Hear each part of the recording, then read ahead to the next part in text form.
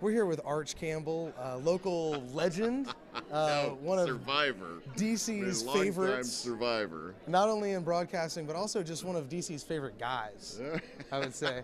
Now, I understand that you're the master of ceremonies here at DC. I got to Filmfest? open the movies tonight. I just got to go up and say hello and introduce Tony Gittens.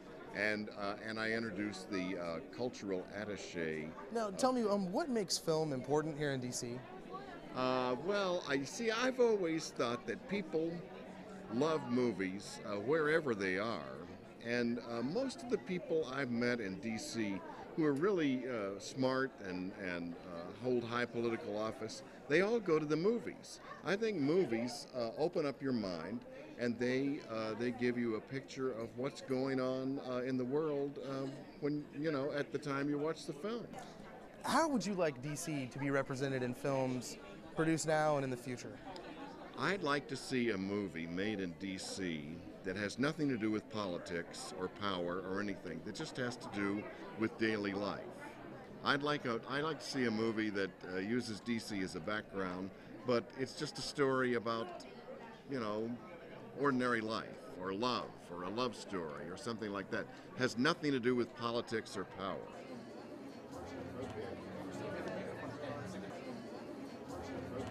We are here with Rita Venturelli and Michele Giacalone from the Italian Cultural Institute. They're here to talk about Bel Cinema. Bel Cinema is a program of 8 Italian films that are being featured as a regional highlight here at Filmfest DC.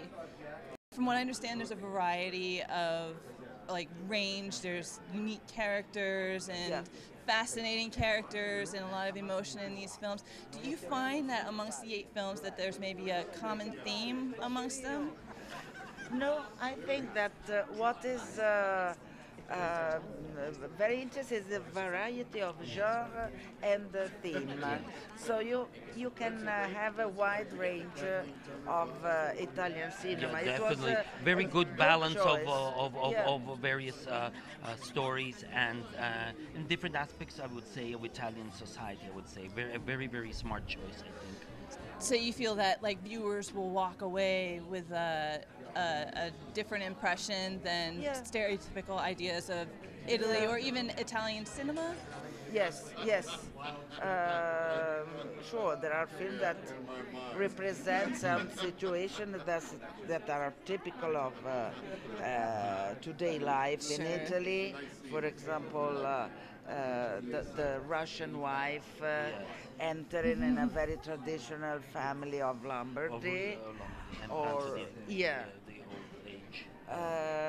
then you can find the Italy of the opera through the film of Puccini, film almost with more music than words, I would say. I would say yes. Sure.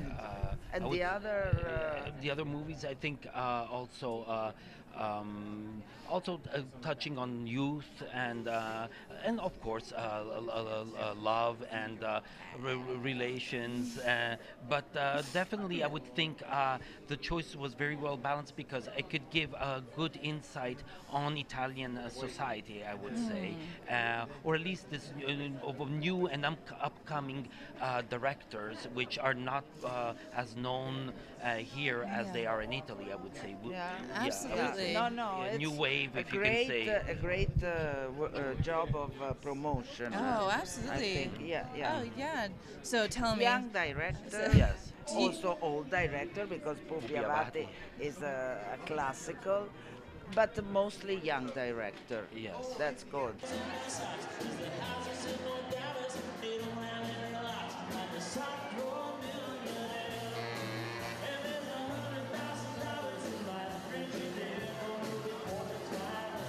So my first question is, you all just saw Hipsters, the Russian rock and roll movie. All right. So, what was your first take on it? I'm from Russia and I'm from Moscow. So this movie was filmed in my city, and and I really like this movie. It's a movie about my parents, so the music is familiar, the culture is familiar, and it was really nice to see this movie. And I want to cry because it's really touched my heart. I remember my parents. I'm sure they were dancing like the main characters. I'm pretty sure. Well, or how many Filmfest DCs have you been to? Pretty much, I would say most of them. Oh yeah? Yeah. Well, there's been 24, so. I think I've been to like 17 of them. Oh my God, rock on. Nice. That's dedication. I think that's what I think everyone kind of loves about you them. see movies here that you normally wouldn't see anywhere, and especially after a lot of movie theaters were closed down, they were showing low budget and foreign films, and this is your opportunity once a year to see these kind of movies. That's it.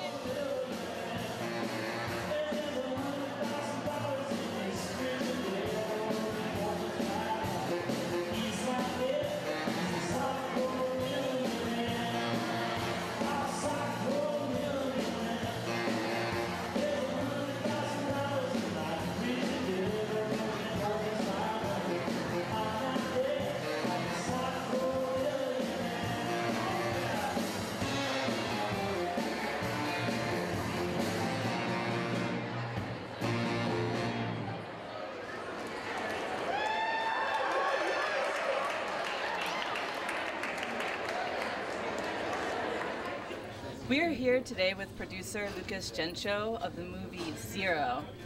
Lukasz, thank you so much for joining us today and taking the time to talk to us before your movie that is about to show right there in the theater behind me. So Lukasz, let me ask you first to tell us a little bit about your movie Zero.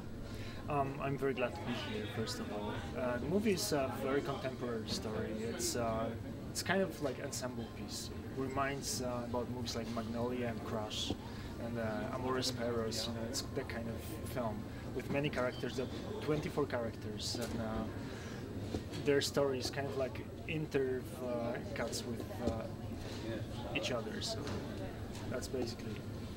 Oh, that's fantastic. Actually, the press is calling it a thriller. Would you agree with that? Do you consider the movie a thriller?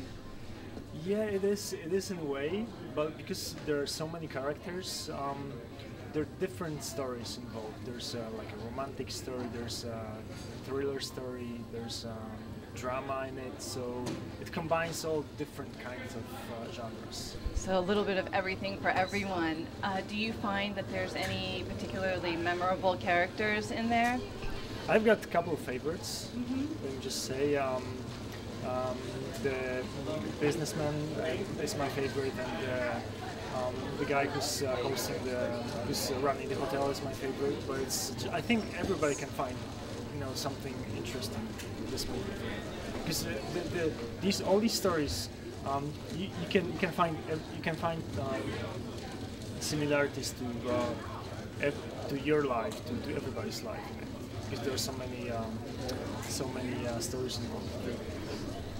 So let me ask you, I understand that this takes place in a 24-hour loop, so it's somewhat of a cycle that happens, beginning with one character and then ending with that same character.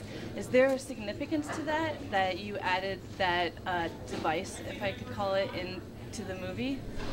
Yes, I guess so. I guess the title, it's because of this circle, but the only difference is, you're right, it starts and it ends with the same character, but in the same situation. But there's one detail that differ, all these differ these events, and I'm not gonna tell about this, but it's very interesting to watch it. So you don't know if this loop happened or if it didn't happen, or if it's gonna happen. That's basically the idea. Film has always been my passion, and I used to work on this film set as a little kid, and I guess it just right now I don't know what could I do, because I spent almost all my life in the film business. So I just like telling stories, and I like this buzz surrounding the film production, and my goal is to produce better and better films and find better and better scripts, stories, and people that it's fun to work with.